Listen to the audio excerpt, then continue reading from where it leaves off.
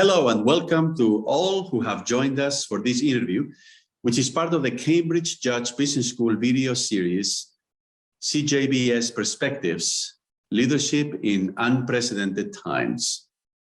We sincerely appreciate you for joining us today. I'm Professor Mauro, the new Dean of Cambridge Judge Business School, and I'm especially delighted to introduce this interview in the series, as it will be considering subjects of such global importance to us all as climate change, which I know will be a very timely and informative discussion. I am very pleased now to introduce Professor Jennifer Howard-Grenville, Diageo Professor of Organization Studies here at Cambridge Judge Business School, who will moderate and host today's interview. Alongside teaching, Professor Howard-Grenville currently serves as deputy editor of one of the most important journals in the field, the Academy of Management Journal.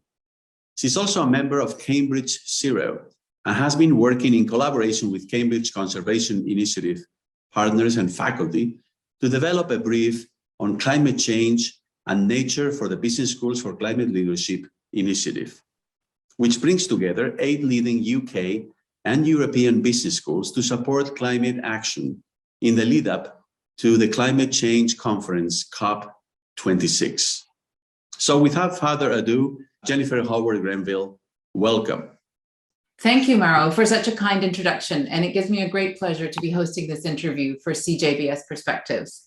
We're truly honored to be joined today by Professor Sir Partha Dasgupta, the Frank Ramsey Professor Emeritus of Economics at the University of Cambridge, and the author of the recent government report entitled The Economics of Biodiversity, the Dasgupta Review, which was published in February of this year. We're also very excited to be joined by Dr. Jaime Cavelier, who is Vice President of Strategic Partnerships for the International Conservation Caucus Foundation, or ICCF, and an alumnus of Cambridge University with a background in tropical ecology.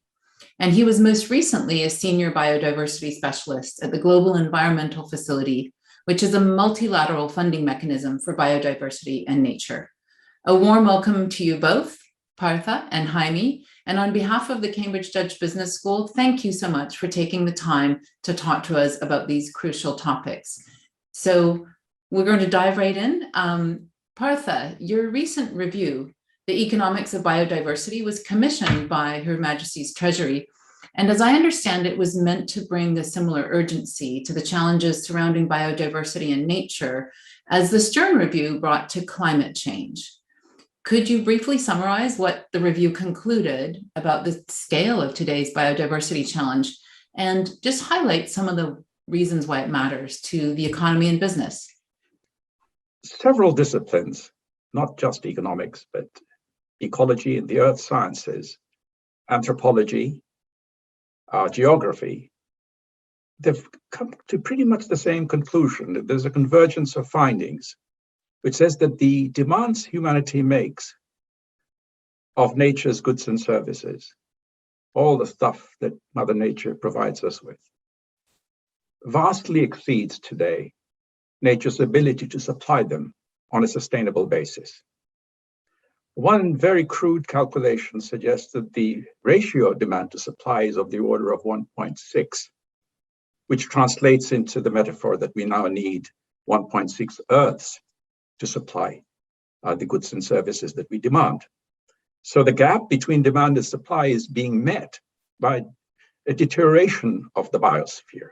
Think of it as the biosphere as a huge, gigantic capital asset composed of vast numbers of smaller capital assets, which we could call ecosystems. They are related to one another. Their processes intertwine with one another. So it's a mesh of highly integrated nonlinear systems, which are churning out goods and services, which mostly we don't even see or hear. Think of all the processes in the soils, for example, which are enabling us to live. So the quality and the quantity, if you like, some aggregate measure of the biosphere is deteriorating.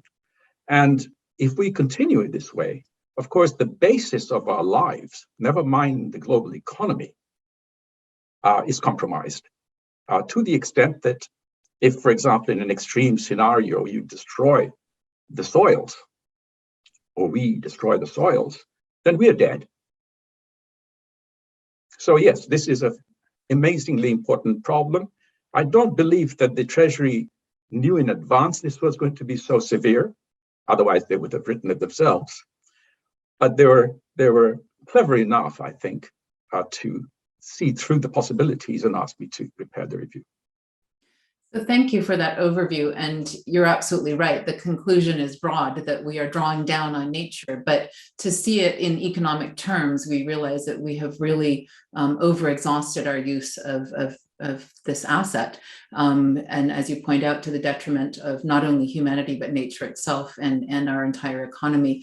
So we are pre-COP26, and many people are drawing their attention towards the urgent and important environmental and planetary issue of climate change. And it's tempting perhaps to draw some parallels between biodiversity and climate change and these joint ecological crises that we're facing. But in what ways should we actually think a little bit more subtly? In what ways are they similar, and in what ways are they different? And you did mention one of the features of nature is it's often invisible. So is climate change, but it's becoming more visible. So maybe you can draw out some of those similarities and differences that we should keep in mind as we think about these joint crises. Sure. Well, the crisis that we have created for a variety of reasons, which the review goes into without even our detecting the fact that we are creating a crisis, is interpreted today almost exclusively in terms of climate change and biodiversity loss. But there are only two. When I say only, of course, I don't mean only in the sense of their importance, but numerically, there's just a vast number of other services that Mother Nature offers us. Biodiversity is a characteristic of ecosystems. And when understood carefully, biodiversity contributes to the productivity of ecosystems. And by productivity, I mean ecosystems' ability to supply the goods and services that I began with, we talked about. Okay. Sticking to these two, biodiversity loss, for example, is synonymous with productivity loss.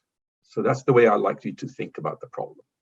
On the one hand, and then on the other, of course, is climate change, which is a symptom of the fact that the concentration of carbon in the atmosphere is too high for nature to be able to absorb on a sustainable basis. And so, of course, the entire composition of the biota is changing.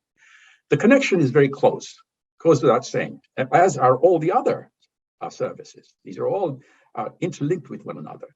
If climate change is going to create a reorganization of life on Earth, receding ecosystems, changing location of living material, and so forth. And of course, vice versa. Biodiversity loss, for example, if you were to cut down the Amazon further, let's say 50%, you're going to have a very different climate.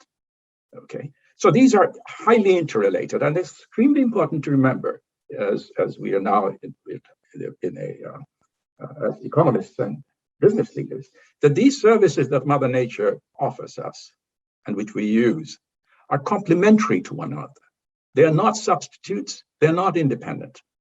So if you press hard on one of them, the others are going to be compromised too. Nature is robust enough in the sense that she's not a house of cards. On the other hand, we are now so powerful as a species that we can convert nature into a house of cards and basically threaten the incredible tapestry that has evolved over 4.3 billion years. No, that's super. Thank you. And the review does point out the important complementarity between what nature provides. So nature is sort of provisioning services. We get food, we get fiber, we get fuel from nature, but there's a trade-off with its capacity to regulate. And we also derive huge benefits from the regulatory services, forests and watersheds, clean our water and provide our air and take care of waste. And I think using the economic analogy, to the extent that you draw down and you take too much in terms of what nature provides of foods and fiber and whatnot, you destroy the sort of regulatory capacity. So that in itself, and then, as you say, coupled with climate change, I suppose one of the questions when people reflect on this, and I think certainly for the business community, there's been a huge commitment now around climate change, the recognition that we need to approach net zero emissions, obviously globally and individually as quickly as we can, and that we're all essentially contributing to the whole. So there's a very clear goal, and it's the global climate, and every action we can take counts. On biodiversity, are there areas of the world that are particularly more or less important in terms of either their provisioning, their regulatory services? Are there things that we need to think a little bit more subtly and perhaps more locally about when we tackle those issues and the solutions to them? Absolutely, you've got it exactly right. The great distinction between these two areas of thought, our investigation, is that there is a rather simple metric, or at least we think there is a simple metric when it comes to climate change, and that's concentration. And I want to persist with that for just a little minute, and because that has enabled us to think of a technological solution. One reason I think business leaders are quite happy thinking about ways to tame climate change is that there is a way out, or at least we think there is a way out, which is clean energy. So the mental picture we have, or that the received economics of climate change has painted for us, and which we have actually absorbed rather willingly, because it's in our interest to do so, is that we can buy ourselves out of the problem through a technological device, invest sufficiently, and that's not going to be huge. We're looking at maybe 2% or so of GDP. If you invest in that over time, then you'll be able to convert the energy system to a place where we can get an equilibrium between demand and supply in terms of climate, in terms of carbon concentration. Nothing like that is available, which is in the context of biodiversity and all the other regulatory and maintenance services that you mentioned. You were quite right to point that out, that there's a tension between provisioning services, namely food, water, timber, and so forth, and the rest, all these invisible things, because we have been wanting more and more of the provisioning services, we've been encroaching on the regulatory and the maintenance services, which is the shrinking of the biosphere, which I began. In the case of biosphere, the way to think about it, at least the way I framed it in my review, was something that will come naturally to economists and business leaders, which is to think about ecosystems as capital assets. So just as we think of manufacturing sector, agricultural sector, service sector, and ask us as having got the balance right, and naturally what you look for is rates of return on investment in the various sectors. Okay, we should be thinking similarly with ecosystems. That's the trick. Even although you haven't got a single metric, you don't really want a single metric. You've got a heterogeneity of capital assets. You don't have a single metric, for example, for a factory. You have an itemized set of capital goods in it, furniture, machines, you name it, equipment, laborers, and so forth. So similarly, we need to think along those lines. And of course, as you rightly points out, nature is extremely heterogeneous. So to answer your question directly, yes, there are hotspots. The tropical rainforest are a biome of great significance. Without them, we are dead. We humans will be dead. And they house about 50% of biodiversity, and they churn out a huge amount of services automatically. Yeah. So yes, that's the way to think about it. We should be thinking of the biosphere as a set of capital assets, and we ought to be interpreting our dealings with nature in the same way, qualitatively, as we do about factories and roads and ports and so forth. Right. That's a fantastic analogy because, again, we have multiple capital assets. There's no single one that is more valuable. It's often the complementarity between them, and we give them different value, and we may give them different economic value than we give other form of value. They may become more valuable at certain times of crisis than at other times. I think during the pandemic, we saw the value of human capital in a way that perhaps had not been so evident prior. So that's a great analogy. Now the challenge then becomes, as the review points out, there's a really robust case that you make for putting an economic value on nature and treating it as an asset. What are some of the specific implications, therefore, for how business or the finance community needs to begin to think and act on these issues if one starts to somehow have a way of accounting for nature and recognizing it as a set of assets? What are the implications? What do businesses need to do and think differently about? It's not for me to tell business people what they should do. They should be responsible citizens, and particularly they should be responsible for their companies. Okay, so that's for sure. I think it's best to think backwards from why we're in trouble, and then see what needs to be done. Why we are in trouble is that, of course, many of these assets don't have a market, for example, or it's not under the observation of the state. They're not even state property. They're very often open access goods, such as the open oceans, open seas, over which so much transportation is carried out, fishing is carried out, and so forth, but nobody pays for them. So we have huge numbers of missing markets. So what would a good businessman ask itself? That privately, he or she does not have, or his company does not have much of an incentive to economize on those goods which are coming in free. All right, because they're free. So in fact, if anything, our technologies are going to be more rapacious towards the use of nature because they're free. Entrepreneurs are going to lean towards saving on labor costs, manufacturing costs, and so forth, but not nature costs because they're free. I'm taking an extreme point of view, obviously, where I'm looking at those parts which are completely free. So how do you create a world in which you have the incentive not to treat it as a free good? Well, one way would be to establish property rights. And by the property rights, I don't mean necessarily private property rights, by the way. Could be community property rights in the case of wetlands in a rural area. It could be a national property rights. Or it could be, of course, something that we should be thinking about in COP26 and COP15, but it's not being discussed at all, which is creating international institution to manage the global commons, like the oceans, and charge for their use. So what does the typical businessman do? And I'll just give you one hint, and that's all I'll do because we don't have unlimited time. Many of the risks that are now firms are facing because of deteriorating ecosystems at source of their supply chains, okay, are correlated with one another. Because firm A imports primary goods from one ecosystem, firm B imports it from another neighboring ecosystem, and then converts those factors into final products, which we then buy in the supermarket, let's say, okay? The risks are correlated because of this interdependence of ecosystems.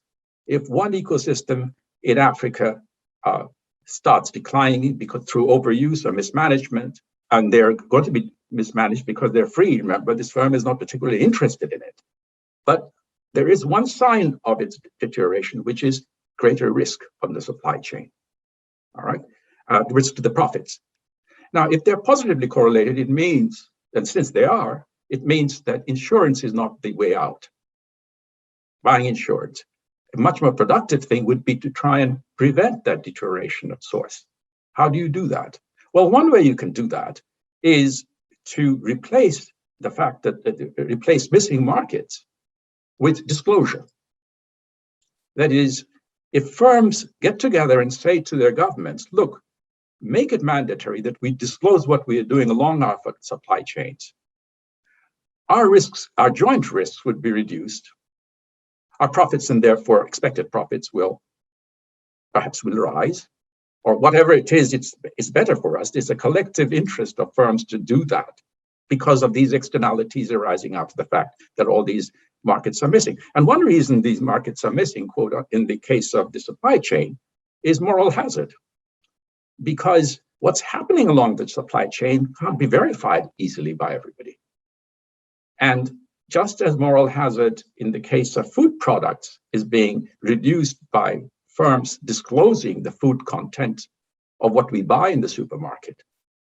That also is a disclosure replacing missing markets, you see. That's another example. So we should borrow from this experience to handle this larger problem that is arising. But that's just one thought. There are many other ways of going about it. Fantastic. Thank you, Partha. That's very clear, because I think, there's a role, obviously, for collective action. There's a role for government action, but individual companies are the ones that are going to bear the risk. And they're going to bear the risk in ways that are very unpredictable, in the ways that you said are correlated, uninsurable, and sort of demand a new kind of action that is more collaborative and more transparent, especially in relation to global supply chains. So that's fantastic. I'm going to, in a moment, turn to our next guest, but I just first wanted to ask you, Partha, if there's one thing that you should think that businesses need to do first when they're considering these complex issues, because when we're talking about, regarding nature as an asset, when we're talking about thinking about risk in a different manner, and when we're talking about collective action, that can be a lot to take on board. So what would be one or maybe two things that you would suggest businesses consider first in terms of building their readiness to actually tackle these issues? I'm going to give you a completely surprising answer. I think the best thing business people could do is to read some ecology.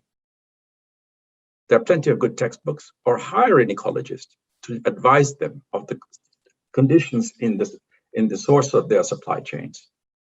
Say you're manufacturing chocolate, then you're buying primary products from somewhere in Africa or wherever. Okay, you need to know something about the conditions of it. Now, I don't believe the business leaders I've met have not been exactly educated in something extremely important in their work, which is how does Mother Nature provide the stuff on which the entire enterprise rests. That's fantastic. I have been reading your review, and I must say it's a page turner, so I would recommend that as well. It really is really illuminating, and I think there's somewhere in it that you say that actually, sort of the science of nature is the science of sort of nonlinear systems and interconnectedness. And I think if we understand and grasp a little bit more what the implications of that are, we would be able to think quite differently about these important things that we're talking about. So that's fantastic. An ecologist at the boardroom.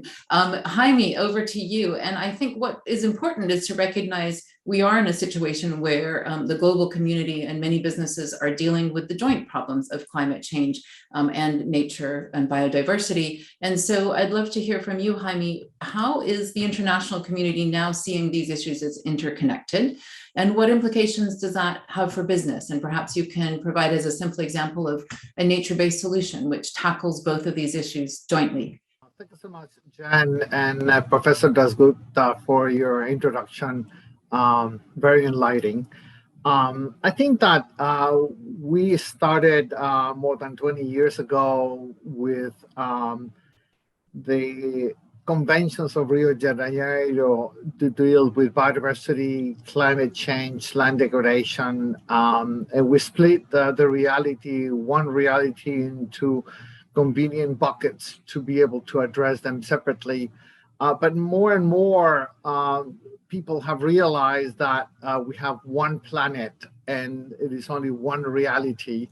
And now I think that the trend in financial institutions and NGOs and the like is basically to bring them all together as one, because in the end, there is only one reality. And I think that the case of the Amazon rainforest that Professor Dasgupta briefly mentioned can help us understand why that apparent dichotomy between climate and biodiversity, it is only for convenience. The tropical rainforest of the Amazon hugely depends on the total and the patterns of rainfall, as well as temperature regimes. And if we disrupt those patterns and the totals of rain that fall onto the Amazon, then we start disrupting the biology and the ecology of the species and the ecosystem as a whole. And it's now known that those systems will break up if the current trends continues. At the same time, the climate also it's actually regulated by the existence of the forest itself. we now know that there is massive recycling of the water within the basin. So as we dismantle the rainforest, we also affect the rainfall that falls onto the Amazon, as well as the rainfall that falls outside of the basin. That's one of the most interesting findings as of how that happening will have an impact on the productivity in the grasslands further south in Argentina and in the south of Brazil, where actually agriculture will be disrupted by something that is happening thousands of miles north. And some people have suggested that that impact can also translate into the impact in the production of grain in the United States. So both the north and the south will be affected by something that happens along the Ecuador. Now, the impact for businesses is both local within the basin as well as in north and the south.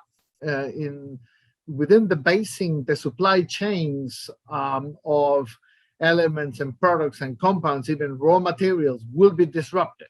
So those businesses that rely on them, and there are businesses in the cosmetics and the food and drinks, in the pharmaceuticals, are actually understanding that their supply chains might actually suffer from these disruptions. And these actually are risks that US and European companies are actually facing and considering. So they continue now asking about the sustainability of their supply chain for a number of reasons, including the relationship between biodiversity and climate change, along the issues of sustainability from the social point of view. So, as I said, the businesses in the north and the south will be affected too. So any investments in the conservation and sustainable management of the Amazon rainforest, as well as the Andean rainforest that are physically associated with the lowland rainforest, is of critical importance for everybody. This is a fantastic example of exactly what we were discussing earlier, of sort of the interdependence or the fact that nature gives us both the goods that we take, for example, from the basin, and the ability to regulate and affect systems that are vastly far away. You know, if changes in the Amazon would, as I understand it, affect you know, rainfall patterns thousands and thousands of miles away. Now, what are the solutions? What are the ways in which business and finance can actually start to tackle some of these? Because when they are so complex with so many different players involved, I imagine it gets even more difficult. So can you give us an example of a solution?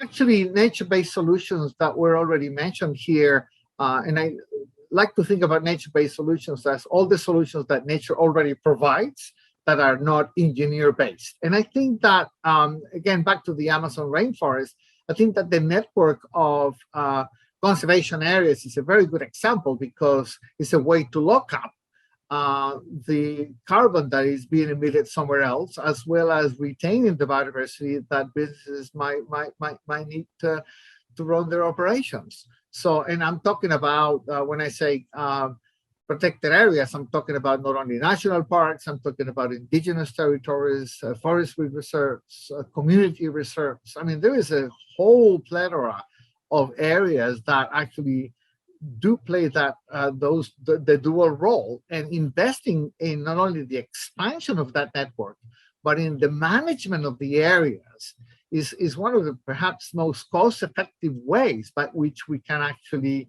ensure that all that carbon is not released into the atmosphere, and that the biodiversity and other services are actually retained within the system that businesses rely on. So that's probably one of the best and easiest example of nature-based solutions. It just keep things the way they are, because they are an insurance in a way for those businesses that rely locally and internationally for what they actually provide. Right. So to Partha's language too, ensure that the assets are managed well, so that they're healthy assets and regenerative assets. And so how does a group like yours, like the International Conservation Caucus Foundation, actually play a role in helping develop these nature-based solutions? Because as we've noticed, business and finance communities really need to pay attention, need to think differently, need to value things differently, need to regard nature as an asset, need to think about the risks involved in our current use of it. But they can't do it alone. They need governments, they even need consumers to create conditions that will sort of propel that change. And like you said, other types of communities, indigenous communities, non-governmental organizations. So what is the role of conservation organizations in particular in helping create the conditions that will help business make the right decisions, I suppose? ICCF, the International Conservation Caucus Foundation, is an NGO that occupies a pretty unique niche because it actually worked with parliamentarians from both sides of the aisle. Started in the United States 20 years ago, and the success of the model of bringing parliamentarians of all parties together to talk about issues of common interest has actually been very successful. And again, started in the US, is now in 19 countries around the world, in Latin America, Africa, and Asia. We bring together over 600 parliamentarians of more than 45 political parties. And the whole idea is basically to create political will. It is about governance. It's about working with those that have the power and the mandate to determine in many places the initial budgets that will go to feed the conservation efforts on both climate and biodiversity and alike. And I think that's a pretty unique environment. That's what we do. We basically allow this bipartisan arrangements of parliamentarians to be together to talk about them. And just, kind of bring expertise and experts to talk to them about the issues that Professor Dasgupta was discussing, and basically just presenting them with potential solutions. What can we actually do to address the issues that we now face pretty much around the world? So I think that the expansion of these caucuses, which are basically informal forums that are voluntary, everybody can attend within the parliaments, are actually kind of making a difference. And, in the case of Colombia, for instance, there was the first international caucus outside of the United States. The caucus has actually been instrumental in the creation of protected areas, in looking for legislation to expand the funding for the management of those areas, as well as dealing with other issues of toxic chemicals and the conservation of the water towers that in Colombia, the páramos, called the páramos, which are grasslands above the continuous tree line in the Andes. 70% of the people rely on those ecosystems for water supply. So, and the Colombian caucuses actually work on legislation to strengthen the protection of those sources of water. So the message I'm really getting from the two of you actually putting it together is we need ecologists everywhere. We need them in the boardroom. We need them in parliaments. We need them talking to the people who are making the decisions across the board. And the examples that you've given are also fascinating because they involve people not only educating themselves about the complexity of the issues, and also how localized they are, how they're affecting specific communities, how they interact with one another. And that's really seems to be the key, which is education and getting people to talk about the specific issues as they're playing out on the ground. This is a lot to take on, though, especially as we're tackling the climate crisis and racing to zero. So both of you, I guess, a closing question, 10 years from now, if you jump ahead, will we be there? Will we have a fundamentally different way of valuing nature in business decisions and elsewhere? Are you optimistic? Can I start with Jaime? And it's just literally a sort of really brief response on that. Yes, the answer is yes. I think that Professor Dasgupta, I actually agree that we're actually going through a bottleneck. But I'm pretty optimistic that once we get through this bottleneck, we'll have the political will to actually provide the funding necessary to maintain the systems that actually will allow us to kind of buffer the impacts that we're now seeing. And systems will change, but I think that we can accommodate them. And many ways we can accommodate will include nature-based solutions of many sources and types around the world. And I think that Glasgow is actually going to center at least some of the agenda in nature-based solutions, because again, it's not only about engineer-based solutions, but also looking at nature for ideas as of how we actually can deal with the issues. Yeah, that's great. The fact that nature-based solutions has entered the language. Partha, how optimistic are you? Will we get there? Oh, I'm not neither pessimistic nor optimistic. I really have very little feel for how things are going to go, but I want to compliment Jaime's observation. I think, yes, you can think in terms of nature-based solution, asking local communities to be able to offer their expertise and so forth. But nevertheless, you need an incentive structure for governments to take action. And I don't see that entirely possible unless, in the case of, the tropical rainforests, as the example that was being used, they are global public goods, but they happen to be located within national jurisdiction. So it's all well and good to say other parts of the world are going to suffer, but they could say, well, we need to develop, and we're going to have cattle ranches, we're going to have plantations to replace the Amazon because rates of return on these investments are high. You have to cope with that argument. And I think the only way to do that is to use something we now are used to, which is payment for ecosystem services. We do that nationally within countries. Costa Rica does that, England is beginning to do that, China does it, and so forth. But what we should do now is what I came back with earlier about having an international institution for managing the global commons. The rents that you can charge for the use of the oceans could be used in part to compensate countries, giving them the incentive to preserve the rainforests.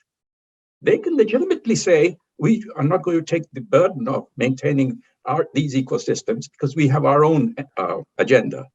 Now the rest of the world can moan and groan that all this is happening, but we ought to pay up. That will require negotiation, obviously, but they need the incentives to be able to, and they'd be responsible for not converting any further their rainforest into plantations and beef farms. Yeah. So there's a huge number of complementary activities we need to take, it seems to me, but I think Jaime is exactly right. We are in a bottleneck, and I think it's tighter than we imagined a few minutes ago. It's tighter because it needs some complementary institutions. Once they're put together, then I think it can work. Yeah.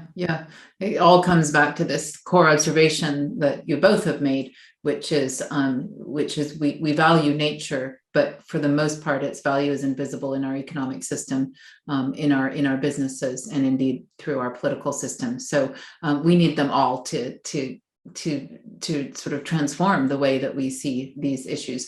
It's been a fascinating interview. I thank you both very much for your time, for your expertise. And I think all I can say is the rest of us are learning a huge amount about how we can think about the issues surrounding biodiversity and nature as complementary to those that we think about when we're concerned about climate change, and as huge opportunities for business action and change in the coming years.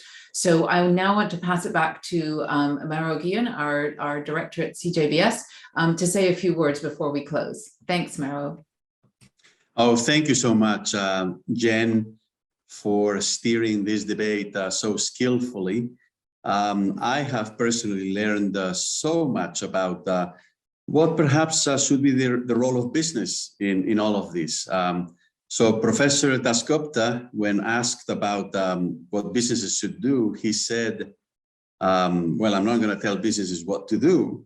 And then you added, if you remember, Professor, you said they need to do the right thing. They need to be good citizens. Perhaps, what I take from this conversation that you've had, Jen, with both Professor Dasgupta and also with Dr. Cavelier, is that there's basically three things going on here, right? So if we take seriously the idea that the ecological environment is an asset for all of us, then we really need to price that asset, right? We need to put a price on how we use that asset, and we need to have incentives. That's what the economic perspective would tell us. And then, of course, what companies would need to do is to make decisions based on that incentive structure that is created. And I guess that's what I frequently hear from business leaders, that they say, well, give me a price and I'll pay the price. I need to operate my firm, but I need to do that. But then we also heard from Dr. Cavelier that we need to engage the stakeholders. And I think Professor Dasgupta also agreed with that. That we need collaboration among stakeholders, that this matter is exceedingly complex. And at the end of the day, of course, we need to, yes, have good intentions, but at the same time, we need to economically and politically channel those good intentions in the right direction. I think that's what's really, really important. At least that's what I learned from this wonderful exchange of, I think, we've had of ideas and perspectives here. So it's been a true honor to connect with all of you.